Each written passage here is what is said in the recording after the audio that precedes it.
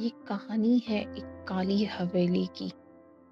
दूर जंगल के बीचों बीच स्थित काली हवेली का एक रहस्य और डरावनी जगह माना जाता है। गांव वालों का मानना था कि वहां कदम रखने वाला कभी लौट कर नहीं आता। अजीब सी घटनाएं, हवा में गूंजती आवाजें और हर तरफ पसरा सन्नाटा इसे और डरावना बना देते थे।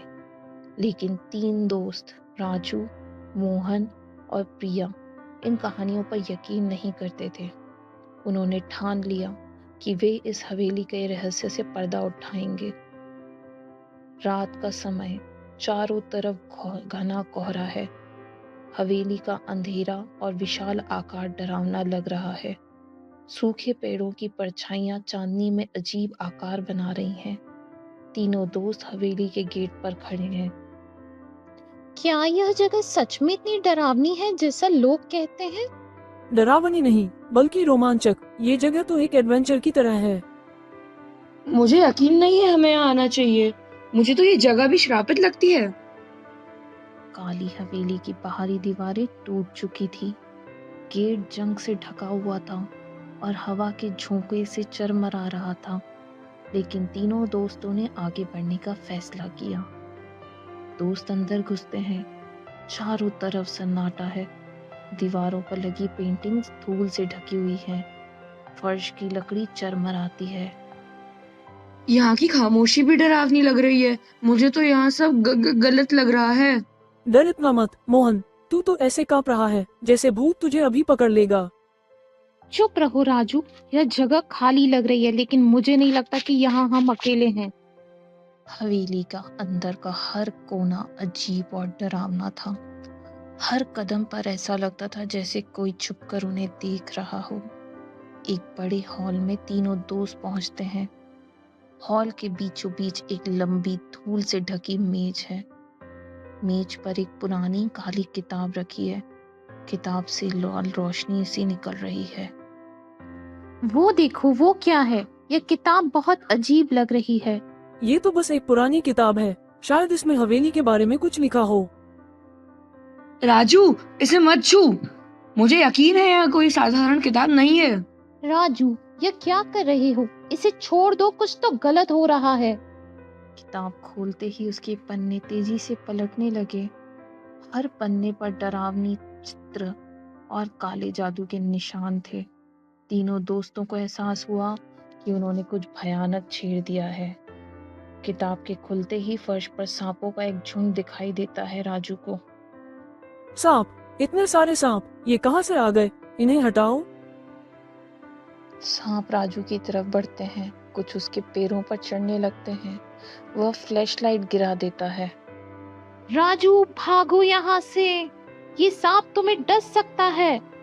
मोहन कांपते हुए दीवार के पास खड़ा हो जाता है। ये सब असंभव है। ये सच में हो रहा है। राजू के डर ने हवेली की शक्ति को और बढ़ा दिया। सांप उसके चारों ओर लिपटने लगे। हवेली अब उनकी कमजोरियों से खेल रही थी। मोहन एक कोने में अजीब सी परछाई को देखता है। वह कांपने लगता है। वो देखो, वहाँ कोई है। कहाँ? यहाँ तो कोई नहीं है। शायद तुम्हें वहम हो रहा है। अचानक परछाई लंबी होती है और उसकी लाल चमकती आंखें मोहन पर टिक जाती है। परछाई के हाथ जैसी आकृति मोहन की ओर बढ़ती है। ये मुझे पकड़ने आ रही है। मुझे यहाँ से निकालो, बचाओ। दीवारों से खून टपकने लगता है। प्रिया फ्लैशलाइट की रोशनी से उसे देखती है। दीवारों से भूतिया हाथ बाहर आते हैं। प्रिया पीछे हटने लगती है। ये क्या हो रहा है? दीवारों से खून क्यों बह रहा है? मुझे बहुत डर लग रहा है। ये क्या हो रहा है? हमें यहाँ से भागना होगा। ये हवेली हमें जिंदा नहीं छोड़ेगी। किताब अपने आप खुल जाती है। पन्नों पर काले जादू के चित्र दिखने लगते हैं। यहाँ लिखा है कि आचार्य वासुदेव ने खतरनाक अनुष्ठान किया था, जिससे उनकी आत्मा इस हवेली में कैद हो गई है। तो हमें उनकी आत्मा को मुक्त करना होगा, वरना हम भी यहाँ से नहीं बच पाएंगे। आचार्य वासुदेव की आत्मा सफेद धुएं में प्रकट होती है। उसकी आंखें चमक रही है। तुमने मेरी किताब छूकर बहुत बड़ी गलती की। अब तुम यहाँ से नहीं जा सकते। अगर हम तुम्हें मुक्ति दिलाएं तो क्या तुम हमें जाने दोगे? मुझे मुक्ति चाहिए, लेकिन इसका मूल्य चुकाना होगा। तीनों दोस्त किताब को वापस मेज पर रखते हैं। हवेली हिलने लगती है। वे भागते हैं वहां से। जल्दी करो, ये हवेली अब गिरने वाली है। तीनों हवेली से निकलते हैं। पीछे से हवेली रोशनी में चमकती है और फिर सन्नाटा छा जाता है। तीनों दोस्त गांव वालों को अपनी कहानी सुनाते हैं। गांव वाले ध्यान से सुनते हैं। तो काली हवेली की कहानियां सच थीं। हाँ, लेकिन अब हमें इसे हमेशा के लिए छोड़ देना चाहिए। काली हवेली का रहस्य खत्म हुआ। एक रहस्यमय सन्नाटा फिर से छा जाता है, लेकिन उसकी छाया हमेशा के लिए गांव के लोगों के दिल में रह गई।